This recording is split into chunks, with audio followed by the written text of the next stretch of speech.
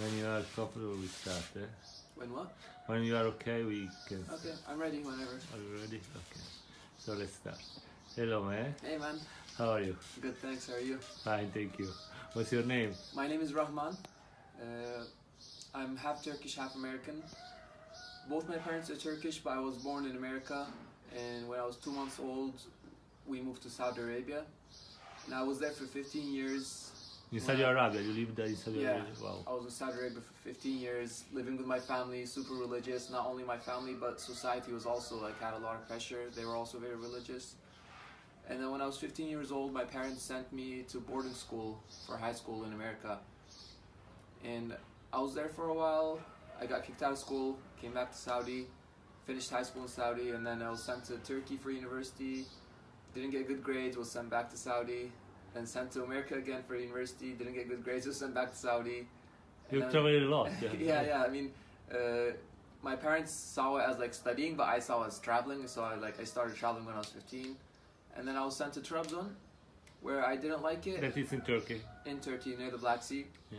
I didn't like it there either, and this time my parents didn't take me back. They sent my mom next to me, and I didn't like that. Your mom came to you. Yeah, and she was living with me.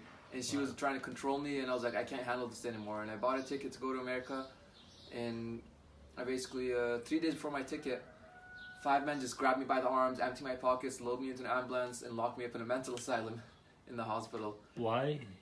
Because my parents didn't want me going to America, because I was smoking weed at the time, and they didn't want me smoking weed, and they thought if I go to America, I'm going to be smoking weed. So they paid a private hospital to actually kidnap me. And in Turkey, private hospitals just, if you have the money, they do whatever you want. It's allowed? I mean, kidnap a person if you pay... Through loopholes, yes. Because they found marijuana in my system. And they were like, you need to be rehabilitated, you're addicted, blah, blah, even though I haven't smoked in a month. But how old are you? Just to know. I was 23 when this happened, just 2 years ago.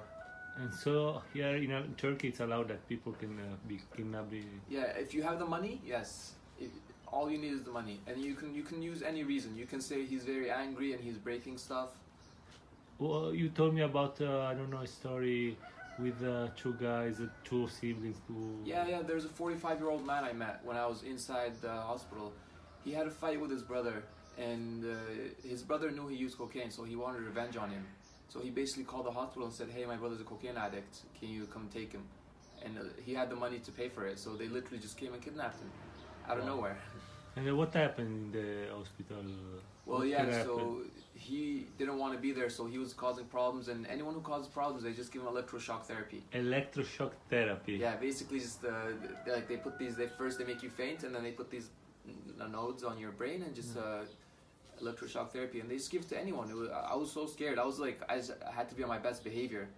Wow. It's still possible to have this kind of therapy. Quite scary stuff. I mean, it's incredible because you pay even for this. I mean. Yeah, and then you can basically pay. Money does anything in Turkey, unfortunately. Wow. And then after I was locked up for 19 days. 19 days. Yeah. After I was released, they took me to my mom's house, and I had nothing. They took all my belongings away, my passport, my money, my everything basically. And then I ran away from my mom's house and went to my aunt's house. And I was living in my aunt's house for around a year and a half and just playing video games, not doing anything with my life. And that's when the quarantines hit. That's when the coronavirus started. And I realized I'm going to even be stuck more in the house. And I was like, what am I doing with my life? I need to go to nature. So I found a place to volunteer on a farm, a huge farm in Muğla, where I am now. And I was there for 2 months. I volunteered there. It was a really nice experience being in nature, and I met so many people, learned so many things. After 2 months, I left. But this is the life you wanted. Yeah, exactly. I wanted to be in nature. I wanted to be free. For the first time in your life. Yeah, for the first time in my life, I was able to just break away from the city and just do whatever I want. And I didn't need money. I didn't need anything. I worked, and they gave me food and a bed in return. Okay. Go on. Yeah, and then after I left there, I came to Fethiye, this city, and where we are. Yeah, where we are now. And I was living with a friend, and that friend left. After he left, I need to buy a bag to make my home, and I just bought this bag, and I put everything I need in here. My friend gifted me this mat. My friend gifted me this tent. The bag is also a gift, and I was like, I'm gonna try to live without money. Let's see how it goes. And I have a small income from my parents. They send me like a very minimal amount of money, just enough for food. But other than that, I meet amazing people like Ilario and lots of other friends, and spend my time with them basically. Yeah. And how you imagine your future now? My future, I imagine I'll be on a farm.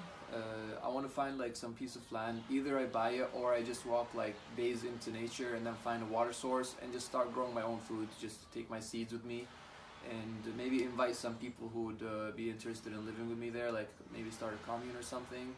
But basically, I want to grow my own food. I want to be in nature.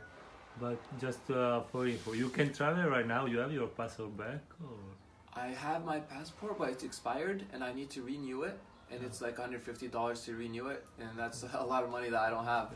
And what's your relation now with your parents? Is okay? It's completely financial. Like they'll send me, like I said, 10 to 20 euros a week. Yeah, 10 to 20 euros a week, and that's enough to fill my stomach. Other than that, I don't talk with them much. Other than that, yeah. But you have other siblings. Yeah, I have my older brother. He's in Chicago. He's working. I actually asked him to buy me a bike, and he's like, sure. So I'm actually planning to make my bike my home next. I want to be traveling with a bike all around Turkey. And my younger brother is still in Saudi. He's almost finished with high school. Once he finishes, my whole family's going to move back to Turkey, but they'll probably be in Istanbul. Okay. And so next future is by bicycle. Yeah, that's the plan. Just yesterday you showed me a bicycle for women, and anyway the shape was for women. And your plan was carry your bag. Yeah, so I thought I could just put this on my back and bike, but apparently it's not that simple. Not that much. I really suggest to avoid this, to don't destroy yourself. So yeah, you suggested a bike place where people travel. They have a bike shop and they love traveling. I'm gonna go there today and ask them how they travel with bike, and do some more research, and then buy a bike and just travel around Turkey with it. Right. And tell me, man, something worth living for you. Something worth living for. It's basically meeting people, like-minded people who are also traveling or maybe living in nature. People who are not caught up in the system, who are not bound by money, and who have good vibes, people who want to enjoy life. So you meet someone random and you can just say hi to them and then just have a meal with them, even though it's the first time you ever met, and you just have good vibes and no worries, you trust each other, and discover the humanity more. Yeah, discover humanity basically. Share life and discover humanity. That's what I think is worth living for. Thank you, man. You are very kind. All the best. Thank you. Same to you.